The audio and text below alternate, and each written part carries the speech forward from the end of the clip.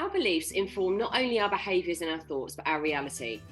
How many of us are held back from our full potential by the limiting beliefs we created for ourselves as children in an effort to make sense of the world around us? In this episode, we chat to the fantastic and fascinating Shelly Lefkoe of the Lefkoe Institute about the power of beliefs and the incredible impact of eliminating those beliefs that are holding us back. Listen as Shelly guides Claire through eliminating belief around scarcity and money and learn how you can do this for yourself. This episode is a game changer, and we know we'll have Shelly back soon for more on this fascinating topic.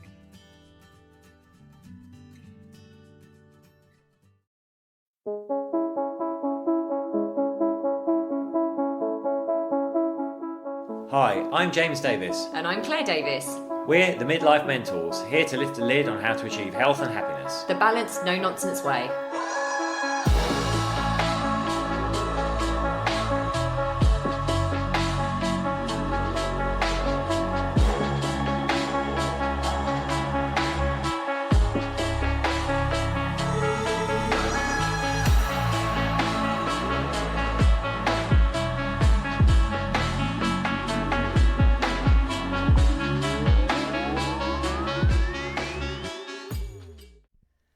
Hello and welcome to another episode of the Midlife Mentors with me, James. And me, Claire. How are you all? So this is actually going to go live whilst we're on holiday, I do believe. We have not been on holiday for years, so well, very excited. We actually haven't been on holiday since we've been together. Not properly. Not a proper holiday. No, and that's 8 years. There was one, but it didn't work out very well, did it? It did not work out well. Croatia trip. James surprised me, and he wasn't. We were very early on in the relationship, and you didn't know me that well. And it sounded good on paper. It was a remote island with a festival that combined like music at night and well-being in the day, but it's just all a bit of a car crash when we got there. It was all a bit odd. Anyway, so we are going on. We're on holiday when this goes live, but we're very excited to go and spend some time with each other and have a digital, if I can get the words out, detox. Very excited. And we are so excited for the guests, because I know for many of our listeners, and this is something we bang on about all the time, by far the biggest obstacle you're going to come across is your own mind, your limiting beliefs, that ability we all have to self-sabotage, to undo all our good efforts, which is why we are so focused on, working on the mind all the time. But we've got today the amazing Shelly Lefkoe of the Lefkoe Institute. Hello, Shelly. Hello. Hi, I'm so excited that you're going on a holiday. Oh, bless you. You have to tell me later where. Oh, bless you. No, thank you very much. Thank you very much. So do you want to tell us a little bit about the Lefkoe method and how it came about, Shelly? Sure. My late husband was on a what he called a spiritual intellectual journey to discover why people knew what to do and didn't do it, or didn't know what to do and kept doing it. So for instance, we all know that if we eat healthily and we exercise, we'll not only live longer, but we'll feel better. And we don't, many of us don't do it. Some of us get into relationships going in knowing it's the wrong person, and yet we still go into the relationship. So he was fascinated and stuck in his own life, and he had done everything from primal scream to God knows what, to transformation, blah, blah, blah. And if any of you listening have ever had the experience of taking a workshop, coming out, a course, coming out and knowing what to do and going, oh my God, that was amazing. I just did this course and it was amazing. And I have all these notes. And 3 days later, the notes are in the drawer and nothing has changed. So I just did a summit and there were hundreds of people on. And when I asked that question, everybody was in the chat going, me. So it's very, very, very common. We read books, we try to make change, and change doesn't happen. So my husband was on a plane to California. We lived in New York at the time. And he started journaling. And he was a genius, but of course he says he downloaded it because he was very modest. And so he, at the end of the journey, he had this bones of this process, and he was pitching an account to help the state of California get people off unemployment and back into work. And they wanted a motivational speaker. And he did the process with the people. And he came up with the theory that 30 years ago, Claire and James, people, we used to say we help people eliminate beliefs. And they would say, beliefs? You mean like religious beliefs? Like, what do you mean? 30 years later, everybody knows you can't make change without changing beliefs. So that's how, so we got the gig, and they were supposed to see 3 other people that they didn't see because the process worked. And he came home, this is the best part of the story, and a friend of ours was at the house, and he said, I have to show you what I created. And he did the belief process, which I'll tell you what it is in a minute. He helped her eliminate the belief. He asked her what she said, I want to meet somebody and get married again. And I just keep meeting people who are unavailable. And he said, what do you believe that might have that happen? And she said, well, marriage is suffocating and you have to give yourself up in relationships, and men are selfish, and you know. And it went on and on. And it went on and on. And that's one of my favorite questions when I'm working with people on relationship issues is I ask them, what do you believe about men? And they just go, "Bleh." And if they believe there's good ones, the belief is the good ones are all taken. Yes. How many times have we heard that? Yeah. Right. So I'm going to tell you in a second what I mean by a belief, and I'll explain the process. So he picked one belief and he helped her eliminate it. And I sat there, guys, and I watched him do this process. And it was this like lightning bolt came from heaven. And I went, oh my God, that's why I'm on the planet, to do that. It was one of those, spiritual moments in life where you just go, wow. And it was interesting because it took us a long time to learn how to really train people to do this. And I just went, and it was mine. It was mine. And I've been doing it for over 30 years. I have clients in every country around the world. We've created a program, which I'll talk about later, which allows people to do it who might not have access to individual sessions. And we want this to be available to everybody. And I'm going to make it available for free. So anyway, so that's how it got started. Wow. Amazing. I love that story. I love the fact that your husband, he was like, he downloaded it somehow. Yeah, he was a genius. He came up with it, he downloaded it. Because I often feel like inspiration, we can feel like it does come from within, but also sometimes there is this external thing. We feel we've just like actually accessed something. Yeah. So I love the story of the foundation there and the work in California. That's amazing.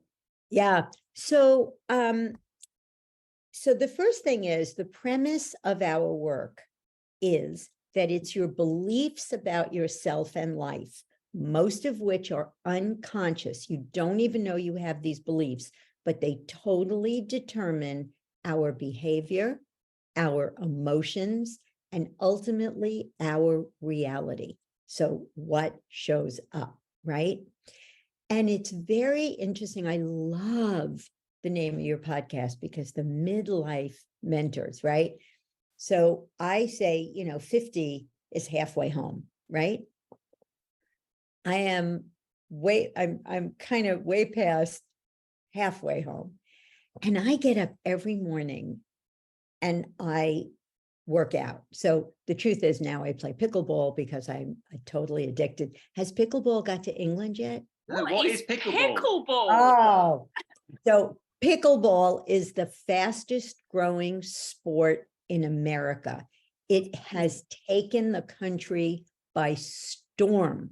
It is the funnest, most addicting, easy to do, hard to master sport. So what it is it's basically a combination of tennis, ping pong, and badminton. So it's tennis on a smaller court with paddles instead of rackets and a wiffle ball instead of tennis ball. Just Google it. It is. Oh, sounds fun. The movie stars are playing, old people playing, everybody's playing. Yes. We have not heard of this. It's called pickleball. Pickleball. What an amazing name. It will get there, I promise. Well, I'm going to look at that. I'm going to Google it straight after this. You heard it here, everyone that's in the UK. It's going to hit us by storm. Get ready. Yeah. So obviously, I lost my husband 7 years ago. He passed. And I am waiting for the whole next second act, right? I want to meet a fabulous, conscious, awake man who's fit and alive and vibrant. I have a full life. I'm not sitting home waiting for him. I play pickleball. I have friends. I go out. And here's the thing. We have a process that we do, not a process, but a kind of thing that we do on everybody's birthday here in Marin County, California. And it is called What I Love About You. So people look at you and they go, what I love about you is, and one of the things that my friend said to me was, what I love about you is that you're a yes. And for all of those midlife listeners, be a yes. Life is like a yardstick. I used to tell my kids, life is like a yardstick. Most people live 2 feet, 11 3/4 inches. What life's about is the last quarter of an inch. Yeah. And I'm going to say one more thing about that. And then I'm going to tell you what I mean by belief. You must water all the plants of your life. So if you have, I have these gorgeous flowers on my deck, and I would never water just one, right? Because the other ones would die. So when you look at the plants, your health, your relationships, your career, your children, your hobbies, your free time, those plants all have to be alive and vibrant. And it is our beliefs which keep us from doing that, because we only focus on what we're really good at. So if we're really good at relationships, we have lots of friends and lots of relationships, but your career is suffering. If you're a workaholic and you have the belief, what makes me good enough are my achievements, then your career is going to flourish, but all the other areas of your life are wilting. So we want to look at intentionally watering every plant and then looking at what's in the way. So a belief is a statement about reality that you hold as the truth. That's a belief. Beliefs are not, I think, sometimes, maybe. Beliefs are, and I'm going to tell you the most 5 common beliefs that people have. I'm not good enough. I don't know anybody that didn't have that when they came to me. And I have clients in Saudi Arabia. I have clients in Uganda. I have a client in where's this, the new one? Some country, I can't even remember the name of it, but every country in the world. Okay. Everybody has the belief I'm not good enough, pretty much. I'm not important. Mistakes and failures are bad. Even if you've read every business book to the contrary, when you make a mistake or fail, do you say, way to go, Claire? Good job, James. Yeah. Or do you beat yourself up? Yeah. So if you beat yourself up, you believe mistakes and failures are bad. And in today's world, you ain't getting any place with that belief. If I make a mistake or fail, I'll tell, it's England. Richard Branson says, if you're not failing a lot, you're going to be mediocre. Because if you're not failing, you're doing what you did yesterday, and you'll never be successful doing what you did yesterday. There's actually a quote attributed to Winston Churchill, and he said, "Show me a man who hasn't failed, and I'll show you a man who has never tried." Perfect. I'll use that one. So there's millions of quotes like that. If I make a mistake or fail, I will be rejected. Yes. And here's the big one. This is the one that ran my life, that when I got rid of this belief, guys, I became my authentic self.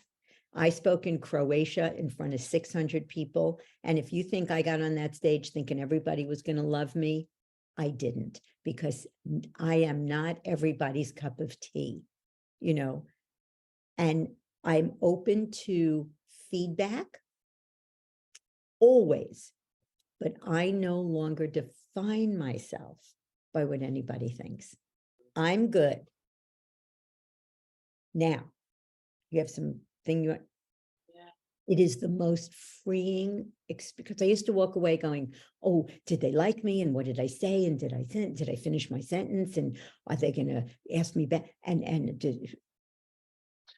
So what was the belief you did have? Yep. Then, so what was that? If you could put that into a statement like you have the other ones, what was the statement that used to be true? Thank you. This is the last belief of the 5. What makes me good enough is having other people think well of me. Yeah. So here's the beach ball. I'm not good enough, right? What makes me good enough is, as long as people think well of me, I'm good enough. But if it's like holding a beach ball underwater, so the beach ball keeps popping up. What makes me good enough is achieving things. So I had a client tell me, I'm on the cover of business publications. I'm worth 10 million pounds. It was dollars. Yeah. I'm worth $10 million. I don't know my kids. My wife's ready to leave me. When is it going to be enough? When is it enough? Yeah. So never, because I'm not good enough is going to keep rearing its head. Why? Because having people think well of you, or achieving things, or taking care of people, or pleasing people is never getting rid of this. So when you do our work, which I'm going to tell you how to get rid of, I'm not good enough for free. So when you get rid of this, now you get rid of this, now I can just be me. I don't have to prove anything. I don't have to live up to expectations. And that's the holy grail, right? It is. It's the holy grail of I can just take my space in this world. I can own my space in this world, and I can be peaceful with who I am, showing up as that version of me, and don't need other people to validate me. It's the holy grail, isn't it? It is. I was going to say, it's interesting, like how many of those beliefs, if you actually look at them, are wrapped up in what we term like the ego consciousness, right? So it's all that I value myself based on what other people, how I feel other people are appraising me. So it's that kind of, I don't want to be rejected, so I need to be liked, I need to be popular, I want to make sure I've done a good job, I don't want to fail. It's all that kind of ego thinking. This is like, I love this, because it's about kind of divorcing from the ego, because that is what really sets us free. Yeah. And then we've got the whole social media world, haven't we, that has just exploded into our life, that makes it even the lie that we are only of value based on how many people like our posts. Yep. I just read an article yesterday about the young people. Yeah. And that's their measure, and it's horrifying. It's horrifying. It's heartbreaking. It's heartbreaking that people talk, these young people, you're talking to me and all of a sudden I go, yeah, on their phones. And you know, we see couples out for dinner, and we see this all the time, because we were of the generation that we didn't grow up with that. Yes, we're still addicted. I'm still, hands up, still way more addicted to my phone than I would like to be, but you know, I go out for dinner with James, I'm not sitting on my phone. But all the younger generation are sitting there on Instagram or TikTok, and they don't speak a word to each other in 2 hours. The belief is it's okay. Yes. I'm going to tell you, I'm a parenting advocate. I have a parenting course, and because I've been listening to how these beliefs get formed, which I want to tell you in a minute, because I want everybody to understand something very powerful. But it was my late husband and I having brunch at a restaurant, and sitting outside, very close to me, is a woman, a young woman with a young child in a stroller. And the child is going, "Mommy, mommy, mommy." And she's going, "What, darling? Yeah, I'm listening." And I normally don't say anything because it's obnoxious, but I said to her, "I'm a parenting educator. Would you mind just a little piece of coaching?" And she goes, "Sure." I said, "What do you think your child is going to conclude if she can't get your undivided attention?" And she looks at me and she goes, "Oh my God, I hate when my husband does that to me." I said, "Really?" I said, "What do you feel?" And she said, "Not important." And I said, "That is what your child will conclude. I'm not important." And this feeling of rejection, right? It's like, oh, you're not important, and I'm being rejected by someone, my caregiver, the one that I look to at that age. That's your world, and they can't even be bothered to look up from their phone. Or worse, they give their child a phone as well. So we've seen that. We saw that on the beach, a couple, and the child was no older than 3, maybe like between 2 and 3. And it was sat there, totally absorbed in a screen, and they were ignoring it. And I was just like, what's that going to do for the child's development and its interpersonal capabilities? Yeah. So we come into this world as a little ball of consciousness. And we don't know if we're good enough or not, smart or not. We don't know if money is scarce and hard to get, if the world is safe or dangerous, if life is hard or easy. We don't know anything about something called a mistake. So we look around at our little world, as you said, Claire, our world. And our world view is mom and dad, or dad and dad, or mom and mom, or whatever your parents were. And I ask people, when your child comes home at the end of the day, when you come home at the end of the day, what does your child do when they see you? My client in Uganda said, "Run to me." And I said, "And what do they want?"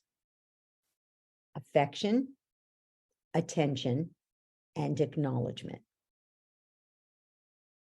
Now, you don't have kids, right? No. I'm going to ask you a question, show you how powerful this is. What's the one word question every 3 or 4-year-old asks all day long? Why? Exactly. Why? And you don't even have kids, and you know this. Right? Why? Why? But mummy, why? But mummy, why? Why? Daddy, why? Why? Why can't I have dessert? Why do you have to go to work? Why are you criticizing me? Why can't I live up to your expectations? Oh, I see. Very powerful. I see I'm not good enough. Why are you working all the time and you're never here? Oh, I see I'm not important. Why is mommy and daddy struggling and they can't pay the bills?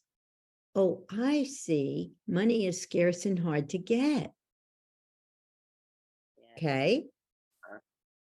And why our beliefs stay with us through all the courses and all the 10 years of therapy and all the evidence to the contrary. I had 5 Harvard PhDs who had the belief I'm stupid. Wow. Here's why. We think we saw our belief in the world. It is impossible to not believe something you think you saw. Ooh. Shelly's a blonde. What would you say if somebody told you that? So yeah, you are a blonde. No. Okay. I'm sorry. I've red hair. Oh, I can't see that. Okay. We're actually, anyone listening, we're actually on Zoom at the same time, but Shelly does look blonde on Zoom. But okay. So if somebody said Shelly does not wear glasses, what would you say? I'll say she does wear glasses. That's not true. She does wear glasses. Nope, she doesn't. You're wrong. Yeah. Right? You would fight to the death. Yeah. Right? Yeah. Because you can't not believe something you think you saw. So when I say to Harvard PhDs, did you ever see I'm stupid? They said, yes, every day of my life. And I go back, and what our process does is it breaks it up as the truth. And we look at other interpretations. And then what they get is, I never saw I'm stupid.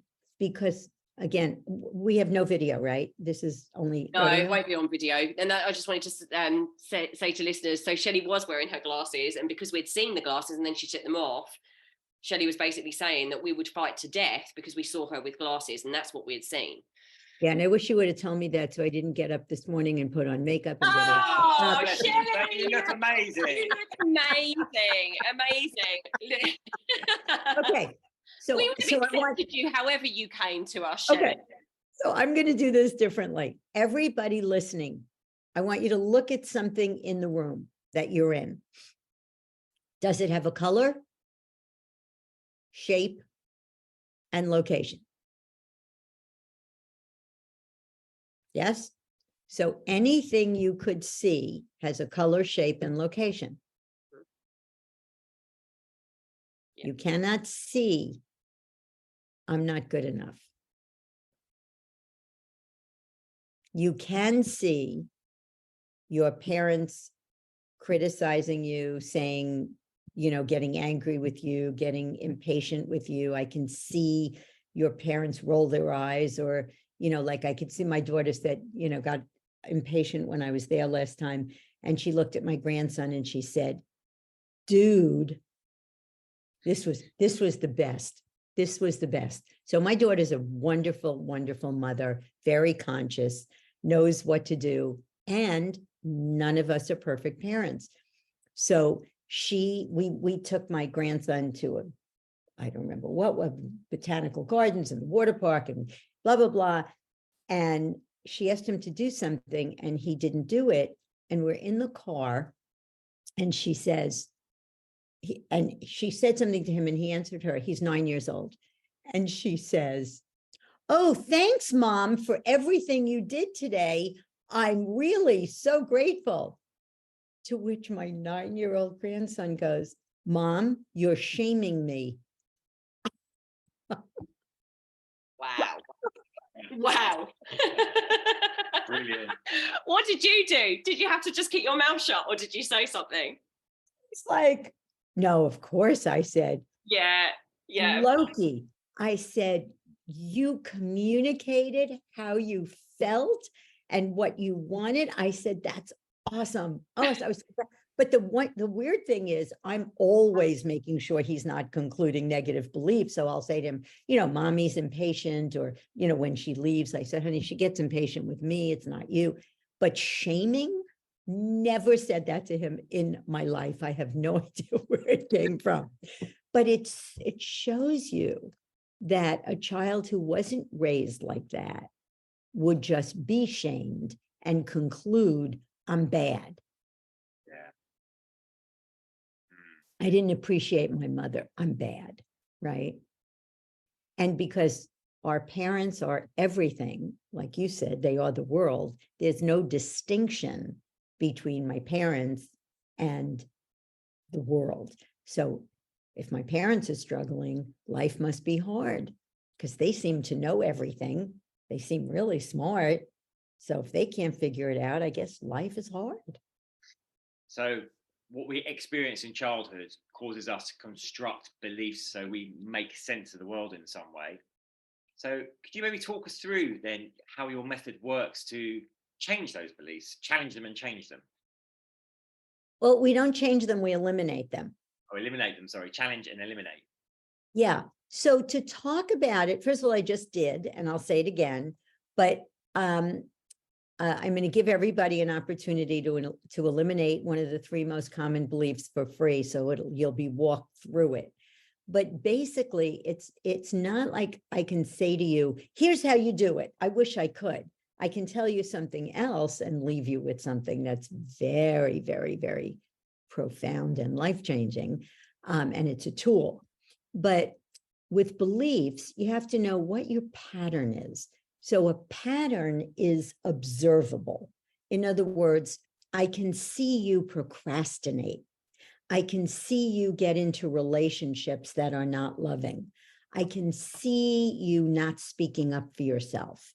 I can see you kind of not going for it in life. I can see you working all the time. I can see those are patterns, okay? The beliefs underlie or cause the patterns. So the first thing we do is we start with a pattern. What do you want to change? What are the plants that aren't being watered or that aren't, the water is toxic? What's happening with your plants, right? So people come and they say, you know, I want to start a new business and I don't. You know, I procrastinate or I'm afraid and so then we look at what are the beliefs that underlie that pattern. And in each session, we can eliminate between 1 and 5 beliefs. And I say eliminate. I don't mean bang or bust or all the things people say. Eliminate it permanently. So we look at where the belief came from, what happened, what are some other ways to interpret the same events?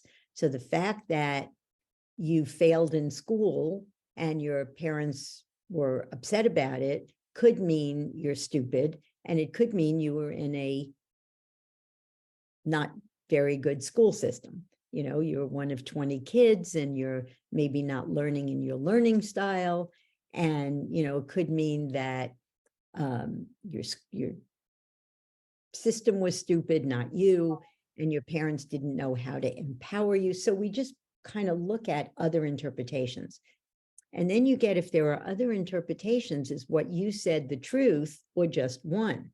And it's obviously just one. And then the question, doesn't it seem like you saw, I don't know if yours is money is scarce and hard to get. Doesn't it seem like you saw that? Yes. Did you ever see money is scarce and hard to get?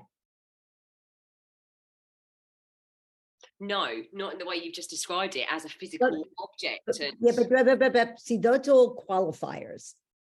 How do you see anything? Can you see this? My eyes, exactly, with my eyes. But anything I hold up, you can see. Mm. Yeah, so there's no, did you ever see, not this way or not that, did you ever see money is scarce and hard to get? No. So no. Good. Can't see that. But what did you see?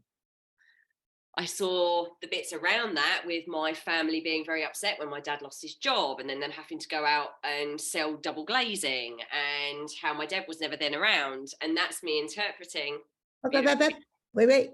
So that's what you saw. Your dad lost his job and had to do double glazing, and then he was never around, and your parents struggling. That's anybody watching a video can see that. Now, I jumped in the middle of the process, so I hope this works. Where was money is scarce and hard to get? If it wasn't out there to be seen, where was it? In here. Where? It was in the... No, where was money is scarce and hard to get? Is it in your heart? If I open you up, is it in your chest? No, it's in my head. Yes. It's in my head. Yes. Me interpreting Yes. that as truth. Events. Yes. Events. It's Yes. you interpreting the events. Yes.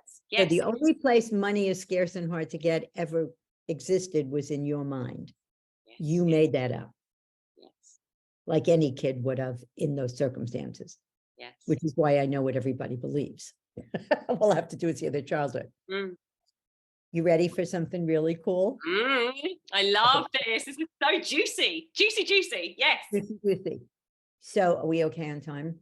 Yeah. So, Yeah. We're okay, good. good. Okay, good. So I'm going to make a distinction. Consequences versus meaning. The consequences of your father losing his job is he wasn't around. You probably didn't have a lot of the things that you wanted. Your parents struggled. I'm not minimizing the consequences, okay? But I'm going to ask you a question. I don't want you to answer it because I want everybody listening to get this. What does it really mean? So you said it means, well, this must mean money is scarce and hard to get. What does it really mean that your father lost his job and your parents struggled and he was then not around? Okay, now don't answer. Everybody listening, if you walk, and I want you to answer this one. If you are in a room and somebody you know comes in and doesn't listen, what might you automatically think? That I'm not important. I'm being Okay, important. what might you think? Yeah, that I'm not good enough to be listened to. Good. So for those of you who answered the question, they're rude. They're preoccupied. I did something wrong. They don't like me. Where did those meanings come from?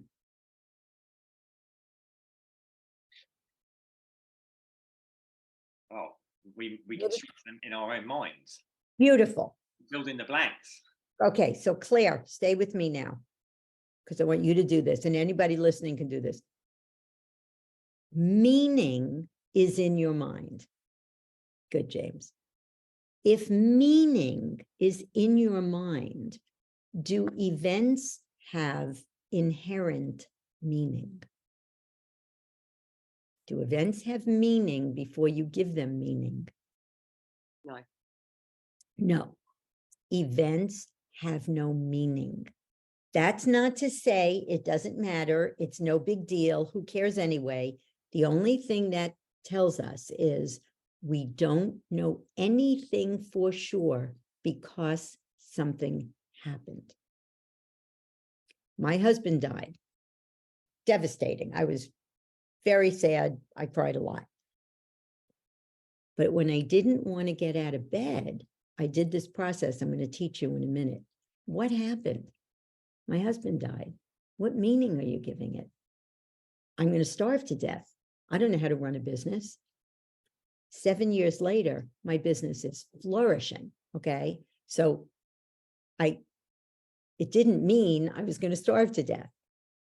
Next day, I don't want to get out of bed. What happened? My husband died. What meaning am I going to give it? I'm going to never be happy again. Well, my girlfriend, Marcy Scheimoff, called me and she said, I'm going to make sure that you still are happy and have fun. And she would call me and say, let's go see, I'm taking you to see Diana Ross. I'm taking you to see the Beach Boys. I'm taking you, and she did that for a long time and still does it. So it didn't mean that.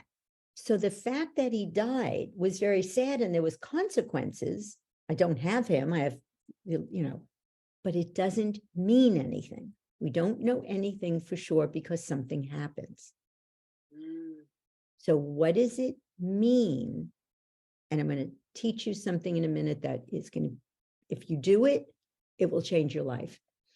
What does it mean that your father lost his job and your parents struggled with money? What do I know for sure other than that? What do I know for sure? What meaning does it have? Don't tell. James knows. Yeah, the meaning, the actual meaning that it had is my dad just lost his job and that happens. So what's the meaning? What's the inherent meaning? That I made on it, or that No, the real meaning, the meaning in the events. Does it mean money is scarce and hard to get? No. Does it mean anybody who loses their job is going to struggle? No. Does it mean men can hold down jobs? That's a great one. No. Does it mean anything? No. It doesn't mean anything. It doesn't mean anything. It's only the meaning that I put on it. No. See, everybody has to go there. They can't. Yeah. Watch. Here's the events. You put meaning on the events, right? You said what that means is money is scarce and hard to get. Is that meaning now in the events, or is it still in your head? Still in my head. Good. So what meaning do the events have? None. None. Events have no meaning, period. Now, doesn't it seem like you didn't expect this, right? No, I love it. I love it. I love the unexpected. But doesn't it seem like those events made you feel like money was scarce and hard to get? Yes. Can events that have no meaning make you feel anything? No. No. If something has no meaning, you're walking down the street, a man walks past you, it has no meaning, what are you going to feel? If a man walks past you and it has no meaning, what are you going to feel? Nothing. If you give it the meaning he's dangerous, what will you feel? Fear. If you give it the meaning he'll protect me, what will you feel? Comfort. So events that have no meaning cannot make you feel anything, and no event has meaning. So what made you feel like money was scarce and hard to get?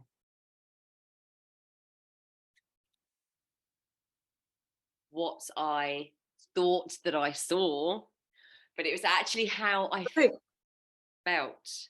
No. What produced the feeling?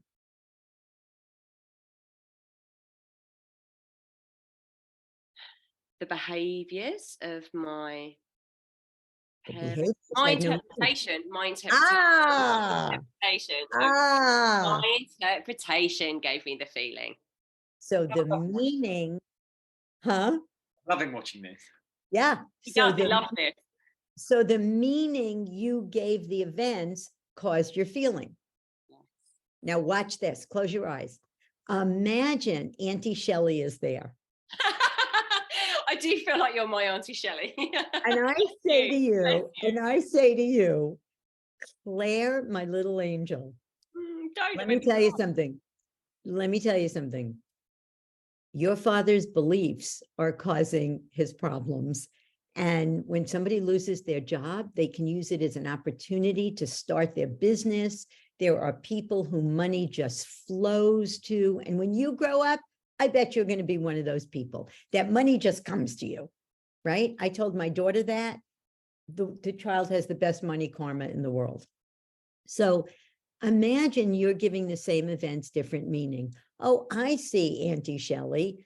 My money is scarce and hard to get from my parents because of their beliefs, but there's lots of people who money just flows to. I'm going to be one of them.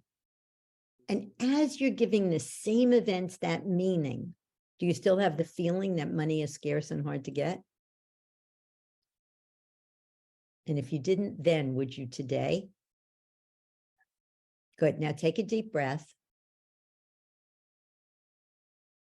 Say money is scarce and hard to get. Money is scarce and hard to get. How does it feel when you say those words? Tightening. How? How does it feel? Tight. It does? Okay. The belief did not go away. Did you ever see money is scarce and hard to get? No. So if you never saw it, how do you know it's true?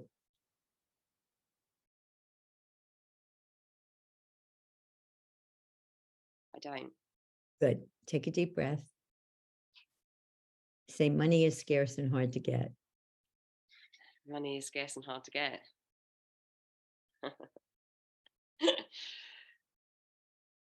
How does it feel? Like I'm laughing. It feels lighter. It feels lighter. I can't actually explain it, Shelly, how that feels. Yeah. Does it feel true? No. Good. Doesn't feel tight, right? No. Good. So open your eyes. That's what, when people eliminate a belief, so there's a belief, I'm not worth loving. It is the one belief that people cry when they say it, or I say I'm not worth loving, and they go, and they can't. And I say, you don't have to say it. I just want you to get how it feels to even say it. And at the end, I say, take a deep breath, say I'm not worth loving. And they go, I'm not worth loving. That is ridiculous. And they're laughing. Yeah, the laughing. It's the laughing. It's the laughing, actually. It was the kind of, well, doesn't that, it's actually that. It's like, doesn't that sound ridiculous? Doesn't that sound ridiculous? That's exactly right. Doesn't that sound ridiculous? That's the phrase that I hear that's going to be on my tombstone. And it's laughable. And I can't explain like how that it feels to laugh at something so ridiculous. Thank you.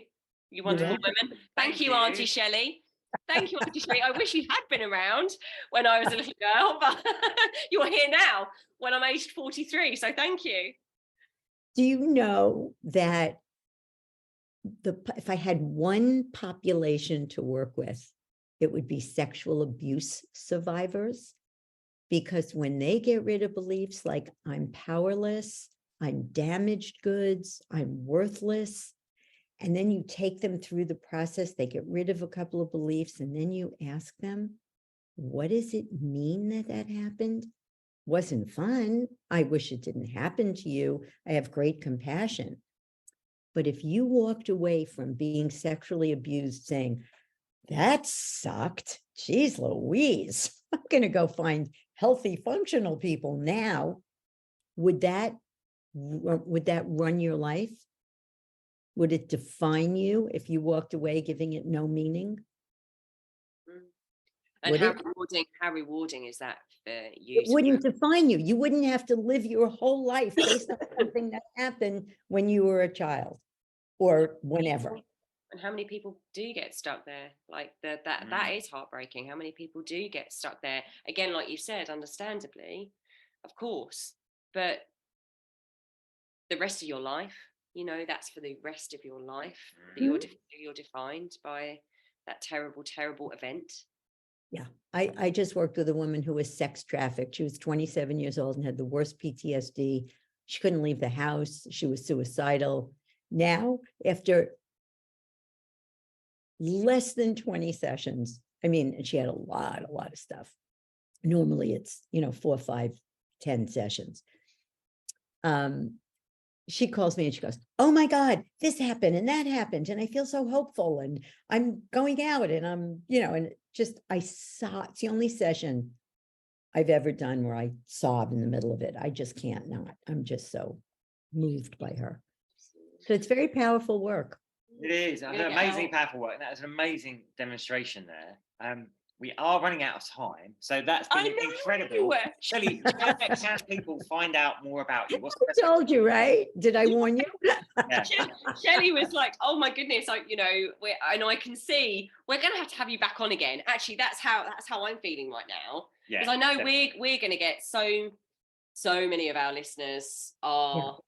Well, also, be fascinated by this. Be fascinated, and also how beautiful is it that you could? I'm so grateful for you working on that with me, because how beautiful that is something that was something. Oh, boom! Was something. Was something that was so important to me. Like I was. So yeah, I know that listeners are going to be like, oh my goodness, Claire and James, this is a really different kind of podcast. Can we have her back on again? Because we're going to get lots and lots of people loving this one, I can tell. Good. And there's lots more to talk about. I could tell you the specific beliefs that underlie specific problems and like that. But here's the thing. If you go to eliminatebeliefs.com, you can eliminate a belief for free. And then if you go, oh my God, that was amazing, it will take you to a program called Natural Confidence, which is 19 of the most common self-esteem beliefs that everyone has, including mistakes and failures are bad. And what makes me good enough is having other people think well of me, and I'm not worthy, and I'm not important, and all that.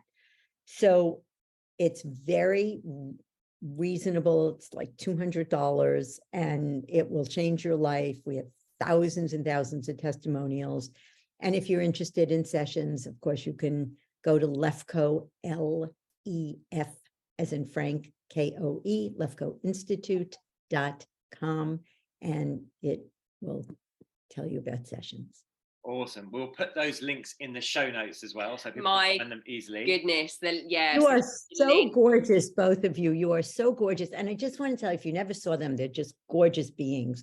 But midlife is the chance for your second act. Exactly. And how many of you are in marriages where you're asleep and you stopped having sex and you stopped being juicy and you stopped creating adventures, or you're in a job for 20 years and you just get up and go through the motions, and you get up in the morning and you get dressed and you go to work and you come home and you watch TV and you fall asleep. Stop it. Stop it. Stop it. Stop it. Life is too short. Shelly, it is devastating when we're in the kind of work that we do, which is it's to help people be their most authentic self. That's what you said when you stood up on stage. It was like, I'm now my most authentic self.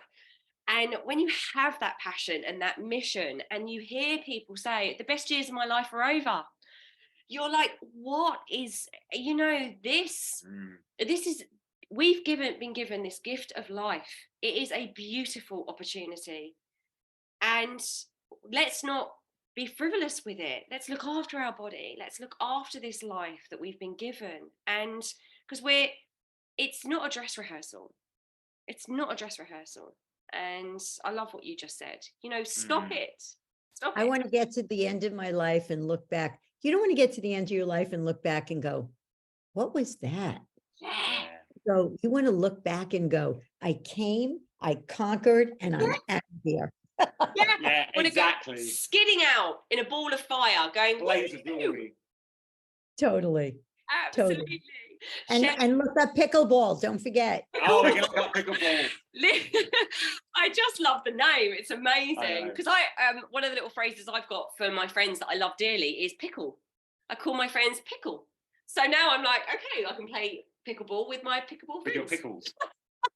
With your pickles, totally. Exactly. Shelly, it's been amazing. Thank you so much. Please. It's such a pleasure having you on. So please come back. We will organise another time for you to come back and continue this amazing, beautiful conversation. It's just one of the most fun podcasts.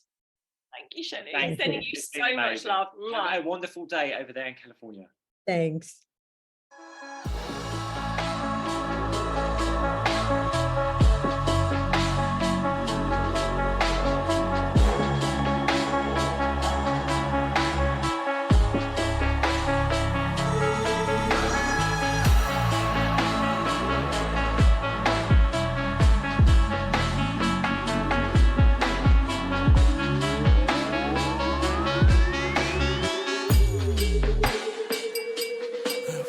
Yeah. You've been listening to the Midlife Mentors with Claire and James Davis.